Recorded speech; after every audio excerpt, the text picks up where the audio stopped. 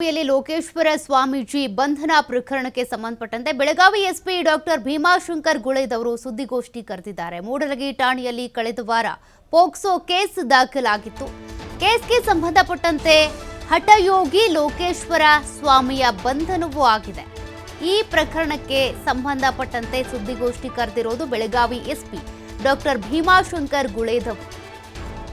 ಮೂಲತಃ ಕಲಬುರಗಿ ಜಿಲ್ಲೆಯವನಾದ ಲೋಕೇಶ್ವರ ಸ್ವಾಮಿ ರಾಯಭಾಗದ ಮೇಖಳಿ ಗ್ರಾಮದಲ್ಲಿ ಮಠ ಕಟ್ಕೊಂಡಿದ್ರು. ಈ ಆರೋಪಿ ಮನೆಗೆ ಬಿಡ್ತೀನಿ ಅಂತ ಹೇಳಿ ಪುಸಲಾಯಿಸಿ ಕರೆದೊಯ್ದು ಅತ್ಯಾಚಾರ ಮಾಡಿದ್ದಾರೆ ಎನ್ನುವಂತ ಕೇಸ್ ಅವರ ವಿರುದ್ಧ ದಾಖಲಾಗಿದೆ. ರಾಯಚೂರು, ಬಾಗಲಕೋಟೆಯಲ್ಲಿ ಬಾಲಕಿ ಮೇಲೆ ಅತ್ಯಾಚಾರ ಎಸಗಿದ್ದಾರೆ ಎನ್ನುವಂತ ಗಂಭೀರ ಆರೋಪ ಕೇಳಿಬಂದಿತ್ತು. ಅದರ ಬೆನ್ನಲ್ಲೇ ಅವರಿಗಾಗಲೇ ಅರೆಸ್ಟ್ ಆಗಿದ್ದಾರೆ. ಈ ಕೃತ್ಯಕ್ಕೆ ಬಳಸಿದ್ದಂತ ಕಾರನ್ನ ಪೊಲೀಸರು ಈಗಾಗಲೇ ಜಪ್ತಿ ಮಾಡಿದ್ದು ಆಗಿದೆ.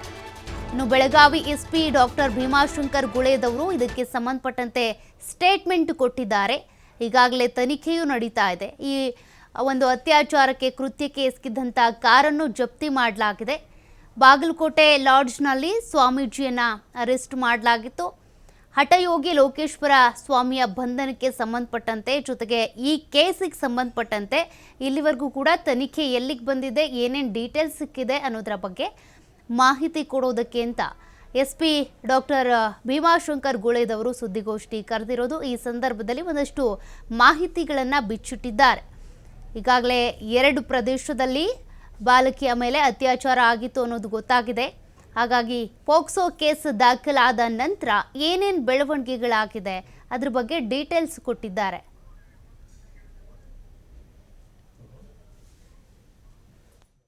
ಬಂದಾಗಿಂದ್ರೆ ಇಲ್ಲಿ ಅಹಿತಕರ ಘಟನೆ ಭಾಳ ನಡೆದೈತಿ. ಮತ್ತು ಈಗಾಗಲೇ 2021 ನಮ್ಮ 3 ಜನ ಎಲ್ಲ ಬಂದು ಇವನ ಮೇಲೆ ನಾವು ಯಾಕೆ ಹಂಗೆ ಕೇಳೋಣ, ನಮ್ಮ ಮೇಲೆ ಒಂದು ಹಂಗೆ ಮಾಡೋಣ, ನಮ್ಮ 3 ಜನ ಎಲ್ಲ ಬಂದು ಇವ್ನು ಹೊಡಿದವಿ ಮಾಡ್ರಿ ಬಿ ಇವ್ನು ಚಲಿ ಬಿಟ್ಟಿಲ್ಲ ಇವ. ಮತ್ತು ಇಲ್ಲಿ ನಮ್ಮ ಊರಾಗ ರಾಮ ಮಂದಿರ ಅಂತ ಹೇಳ್ತಾನೋ, ಇಲ್ಲಿ ಹಿಂಗೆ ನೋಡ್ತಾನೋ, ಚಿಕ್ಕೋಡಿ ತಾಲೂಕು ಹೆಂಜನಹಟ್ಟಿಯಾಗ ಹೋಗಿ ಅಲ್ಲಿ ಕೃಷ್ಣ ಮಠ ಅಂತ ಹೇಳಿ ಕಟ್ತಾನೋ. ಈ ಸ್ವಾಮೀಂದ್ರ ನಮ್ಮ ಊರಿಗೆ ಭಾಳ ಕೆಟ್ಟ ಹೆಸರು ಬರತೈತಿ. ಮತ್ತು ಇವನು ಯಾವುದೇ ಕಾರಣಕ್ಕೂ ಈ ಥರ ಸರ್ಕಾರದವರಾಗಲಿ ಅಥವಾ ತಾಲೂಕು ಆಡಳಿತ ಇದನ್ನು ತೆರವುಗೊಳಿಸ್ಬೇಕು. ಮತ್ತು ಈ ಸ್ವಾಮಿನ ಇಲ್ಲಿ ಹೊಳ್ಳಿ ಬರಬಾರ್ದಂಗೆ ಮಾಡಬೇಕು. ಇರ್ದಿಲ್ಲ ಅಂದ್ರೆ ನಾವು ಇದ್ರ ಬದಲಿ ಉಗ್ರವಾದ ಹೋರಾಟ ಮಾಡೋಕ್ಕೆ ತಯಾರಿದೆವು ಗ್ರಾಮಸ್ಥರೆಲ್ಲರೂ. ಇಲ್ಲಿ ಸ್ಥಳೀಯರೇನು ಭಕ್ತರು ಬರ್ತಾರೋ? ಬೇರೆ ಸ್ಥಳೀಯರು ಯಾರೂ ಬರಂಗಿಲ್ಲ ರೀ. ಮಹಾರಾಷ್ಟ್ರದಿಂದ ಓಸಿ ನಂಬರ್ ಹೇಳುದ, ಮಠಕ ಹೇಳುದ, ರಾತ್ರಿ ಚಟುವಟಿಕೆ ಎಲ್ಲ ಇಲ್ಲಿ ಮಾಡ್ತಾನೋ, ಹಗಲಿ ಎಲ್ಲ ಸ್ತಬ್ಧ.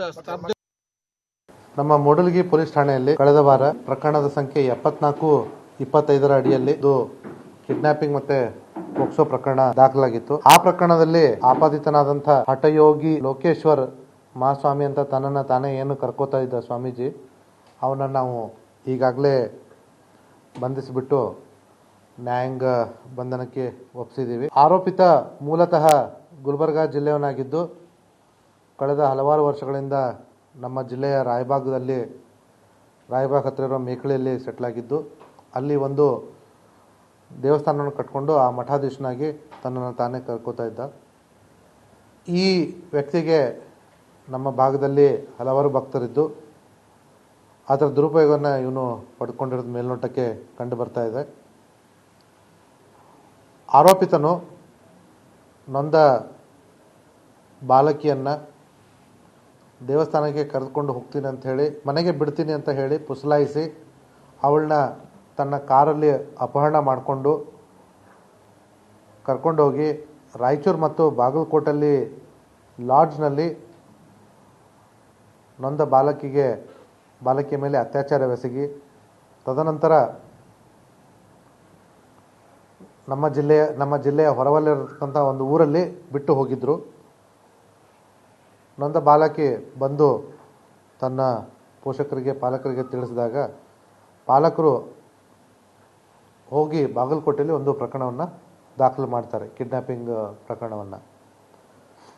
ಆ ಪ್ರಕರಣ ಹದ್ದಿನ ಆಧಾರದ ಮೇರೆಗೆ, ಯಾಕಂದರೆ ಹುಡುಗಿಯನ್ನು ಕರೆದುಕೊಂಡು ಮತ್ತಷ್ಟು ಡೀಟೇಲ್ಸ್ ಕೊಡ್ತಾರೆ ಪ್ರತಿನಿಧಿ ಶ್ರೀಧರ್, ಈ ಲೋಕೇಶ್ವರ ಸ್ವಾಮೀಜಿ ಪ್ರಕರಣಕ್ಕೆ ಸಂಬಂಧಪಟ್ಟಂತೆ ಏನೇನು ಅಪ್ಡೇಟ್ ಸಿಗ್ತಾ ಇದೆ? ಸದ್ಯ ತನಿಖೆ ಎಲ್ಲಿಗೆ ಬಂದಿದೆ?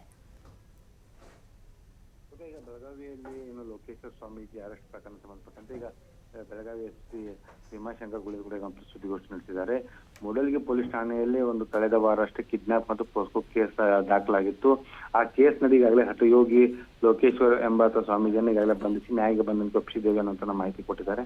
ಮೂಲತಃ ಬೆಳಗಾವಿ ಜಿಲ್ಲೆ ರಾಯಬಾಗ್ ತಾಲೂಕಿನ ಮೆಕ್ಲಿ ಗ್ರಾಮದಲ್ಲಿ ಈತ ಮಠವನ್ನು ಕಟ್ಟಿಕೊಂಡು ಇದ್ದ ಅನ್ನುವಂತ ಮಾಹಿತಿ ಈಗ ಲಭ್ಯವಾಗಿದೆ. ಈತ ಮೂಲತಃ ಗುಲ್ಬರ್ಗ ಜಿಲ್ಲೆಯವನು ಅನ್ನೋದು ಕೂಡ ಈಗ ಪತ್ತೆಯಾಗಿರ್ತಕ್ಕಂಥದ್ದು ಸೌಖ್ಯ. ಇದ್ರ ಜೊತೆಗೆ ಏನಂದ್ರೆ ಸ್ವಯಂ ಘೋಷಿತ ಸ್ವಾಮಿ ಆಗಿರ್ತಕ್ಕಂಥ ಹಿನ್ನೆಲೆಯಲ್ಲಿ ಈ ಸ್ವಾಮಿಯ ಬಾಲಕಿಯನ್ನ ಏನು ಮನೆಗೆ ಬಿಡ್ತೀನಿ ಅಂತ ಹೇಳಿ ಪುಸ್ತಕ ಕರ್ಕೊಂಡು ಕಾರ್ನಲ್ಲಿ ಹೋಗ್ತಾನೆ. ತದನಂತರ ರಾಯಚೂರು, ಆನಂತರ ಬಾಗಲಕೋಟೆಯಲ್ಲಿ ಆಕೆಯ ಮೇಲೆ ಒಂದು ಅತ್ಯಾಚಾರ ಎಸಗಿರ್ತಕ್ಕಂಥದ್ದು.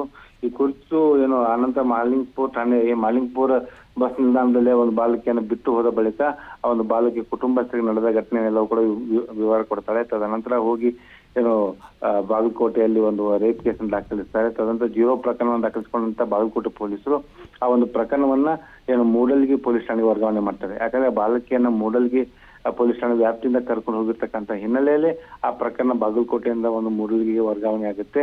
ಮೂಡಲಗಿ ಪೊಲೀಸರು ಕೇಸ್ ದಾಖಲಿಸಿಕೊಂಡ ಬಳಿಕ ಈಗಾಗಲೇ ಸ್ವಾಮೀಜಿಯನ್ನು ಬಂಧಿಸಿ ಜೈಲಿಗೆ ಕಳಿಸಿಕೊಟ್ಟಿದ್ದಾರೆ ಮತ್ತು ಹೆಚ್ಚಿನ ವಿಚಾರಣೆಗಾಗಿ ಆತನನ್ನ ಸೋಮವಾರ ಮತ್ತೆ ಕಸ್ಟಡಿಗೆ ಪಡೆದುಕೊಳ್ತೀವಿ ಅನ್ನೋಂಥ ಮಾಹಿತಿಯನ್ನು ಕೂಡ ಪೊಲೀಸರು ಕೊಟ್ಟಿರ್ತಕ್ಕಂಥದ್ದು. ಜೊತೆಗೆ ಈತ ಸ್ವಾಮೀಜಿ ಏನು ಈ ಒಂದು ಅರೆಸ್ಟ್ ಆದಂತ ಸ್ವಾಮಿ ಏನಿದ್ದಾನೆ, ಈತ ಆ ಒಂದು ಗ್ರಾಮದಲ್ಲಿ ಇರ್ತಕ್ಕಂಥ ಸುತ್ತಮುತ್ತ ಜನರಿಗೆ ಏನಂದ್ರೆ ಭಕ್ತರಿಗೆ ಮಟ್ಕಾ ನಂಬರ್ದ ಒಂದು ಭವಿಷ್ಯವಾಣಿ ಅಂಕಿಯನ್ನ ಹೇಳ್ತಾ ಇದ್ದ. ಹೀಗಾಗಿ ಈತನ ವಿರುದ್ಧ ಗ್ರಾಮಸ್ಥರು ಮತ್ತು ಈತನ ಮಧ್ಯೆ ಒಂದು ಸಂಘರ್ಷ ಕೂಡ ಆಗಿತ್ತು.